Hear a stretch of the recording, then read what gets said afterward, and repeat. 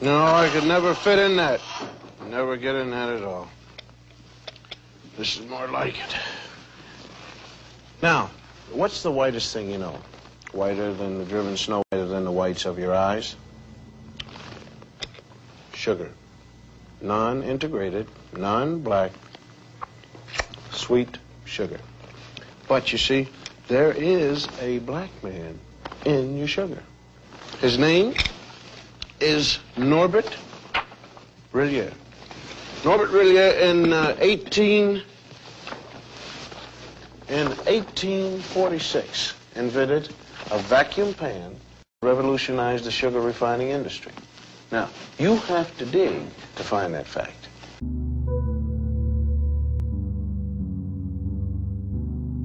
I searched for images of myself in the historic photos of E.T. My assignment was a remix of existing artifacts from the archives. I wanted to write about my people. I wanted to see faces like mine in the historical photos of the campus. Black students like me, black athletes like me. I kept searching.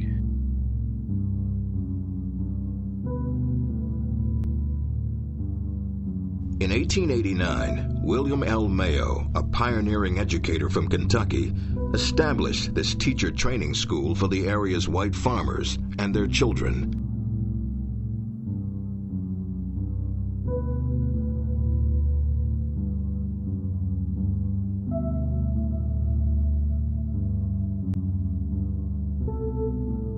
Mayo believed no student should be turned away for lack of academic preparation or funds.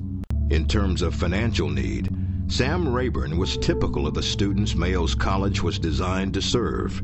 Rayburn worked his way through by ringing the college bell, sweeping out classrooms, making fires, and doing other odd jobs, eventually earning a Bachelor of Science degree in 1903.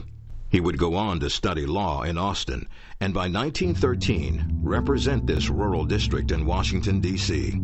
As Speaker of the House for 17 years, he would also help sign into law the most significant civil rights legislation since Reconstruction, the Civil Rights Bill of 1957. Indeed, Mayo's original mandate would guide the college for more than half a century. Any person, Mayo insists in a 1908 college catalog, of whatever age, wealth, or previous advantages who desired a college education could have one, regardless of their ability to pay. Like any such institution across the Jim Crow South, however, any person meant any white person. I kept searching. I did not see myself in photos of the basketball team. There were no faces like mine on the football field.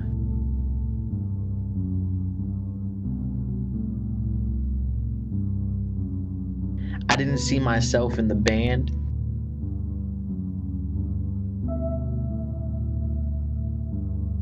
At social events.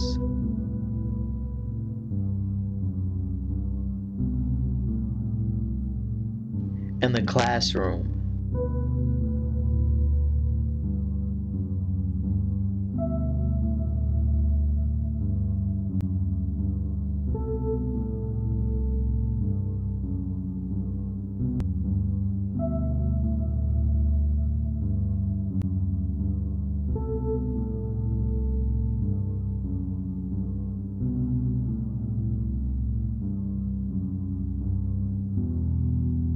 Old South Week was an event held each year by the fraternity Kappa Alpha.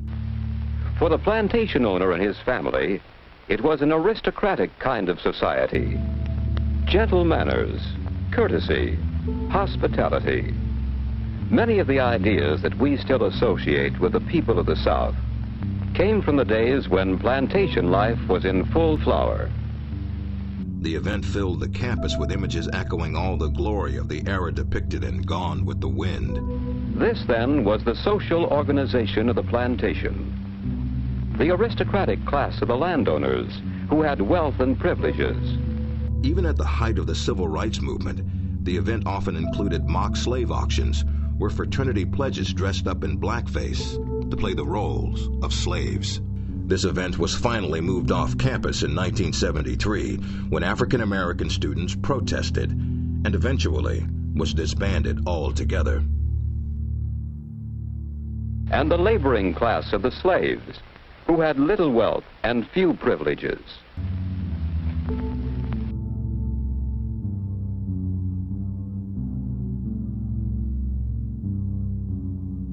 Eventually, I found them.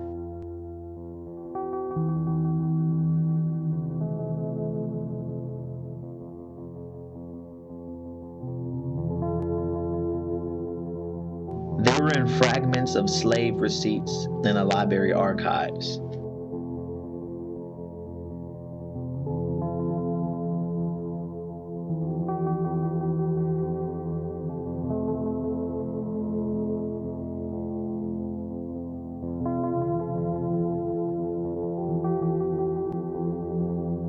I found them in photos of cane press workers. They were in records of cafeteria workers in the 1930s. In 1937, they were captured in photos of sewing room employees.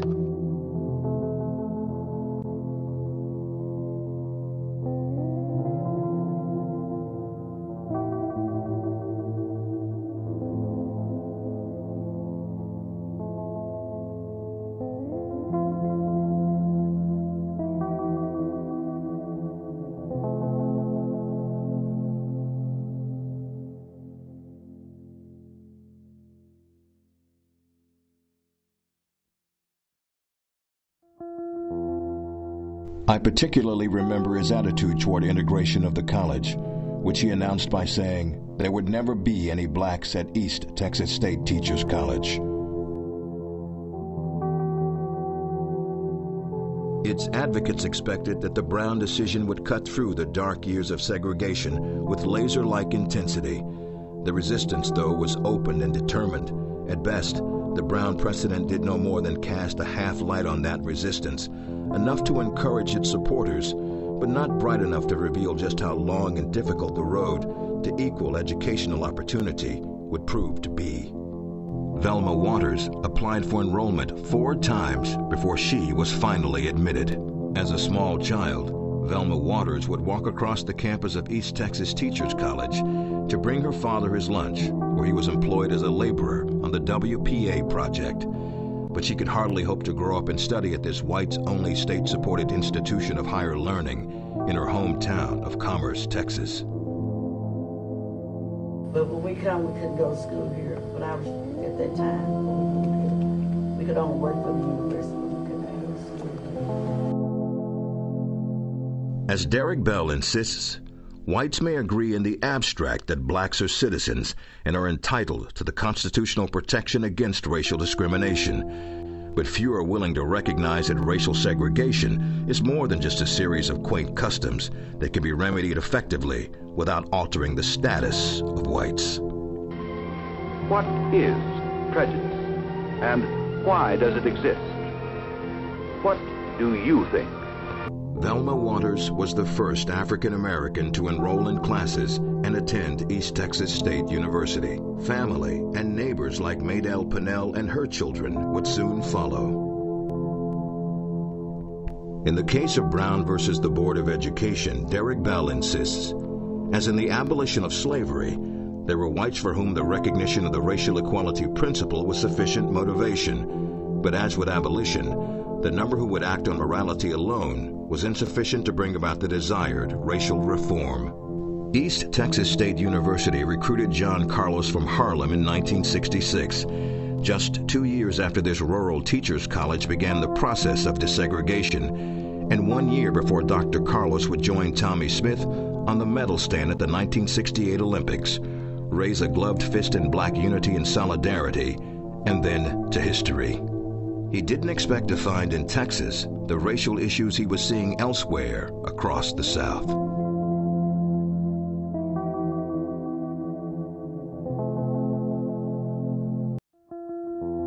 So like when I came down to East Texas State coming out of home, they didn't understand me.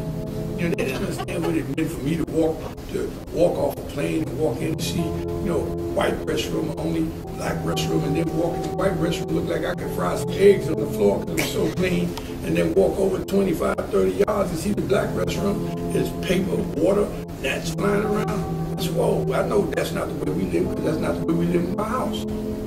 Something is wrong. To hear your name go from Johnny to boy, that word Negro was so close to the other word until I kind of raised up. What you call me, Coach? And my wife said, I don't think he called you that. But it's a matter of saying, hey man, it looked like you don't have no respect for me. I'm here to do a service for the school. I wore East Texas State across my chest. It didn't just say State University. It said East Texas State. The key phrase was Texas.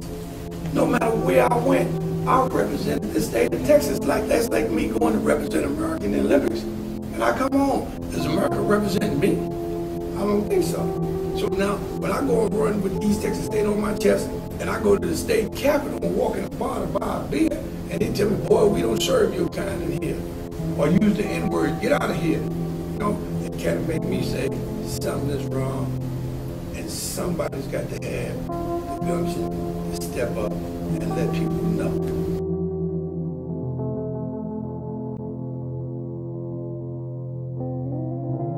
And I found out that some of my co-teammates and co-students didn't like me. And that hurt my heart. I couldn't believe it. Don't like me. No. My first taste of racism.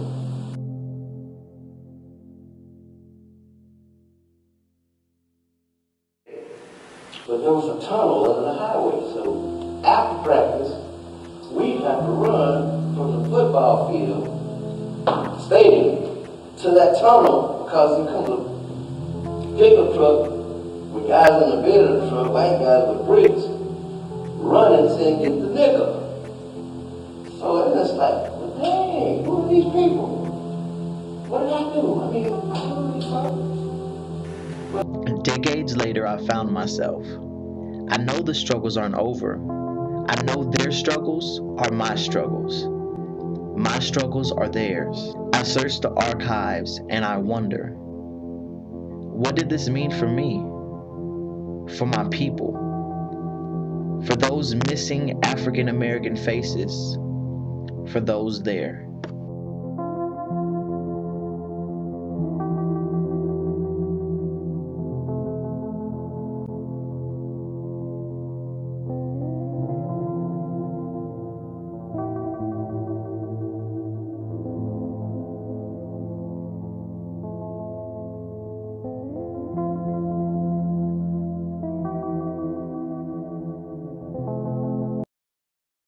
It meant change. Sometimes you just gotta go. You will never know what you could ever be if you never try. You will never see. Stayed in Africa, we ain't never leave. So there was no slaves in our history. Was no slave ships, was no misery. Call me crazy, or isn't he? See, I fell asleep and I had a dream. It was all black, everything. And we ain't get exploited. White man ain't fear it, so he did not destroy it. We ain't work for free, see they had to employ it. Built it up together, so we equally appointed. First 400 years, see we actually enjoyed it. Constitution written by W.E.B. Du Bois. When no Reconstruction, Civil War got avoided. Little black Sambo grows up to be a lawyer. Extra, extra on the newsstands. Black woman voted head of Ku Klux Klan. Malcolm Little dies as an old man. Martin Luther King read the eulogy for him, followed by Bill O'Reilly who read from the Quran. President Bush sends condolences from Iran, where Fox News reports live that Ahmadinejad wins the Mandela Peace Prize. You will never know what you could ever be if you never try. You will never see. Stayed in Africa, we ain't never leave. So there was no slaves in our history.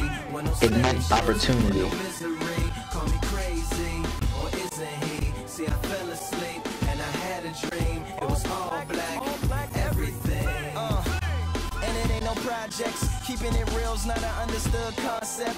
Yeah. complexion's not a contest, cause racism has no context. Hip-hop ain't got a section called conscious. Everybody rapping like crack never happened. Crips never occurred, no bloods to attack then. Matter of fact, no hood to attack in. Somalia's a great place to relax in. Fred Astaire was the first to do a backspin. The Rat Pack was a cool group of black men that inspired 5 white guys called the Jacksons. Eminem fitted in, but then again he inspired a black rapper trying to mimic him. Everything. And that's what really rose up out of Michigan. A sign of white rapper by the name of 50 Cent. You will never know what you could ever be if you never try. You will never see. Stayed in Africa, we ain't never leave. So it wasn't no slaves in our history. Wasn't no slave ships.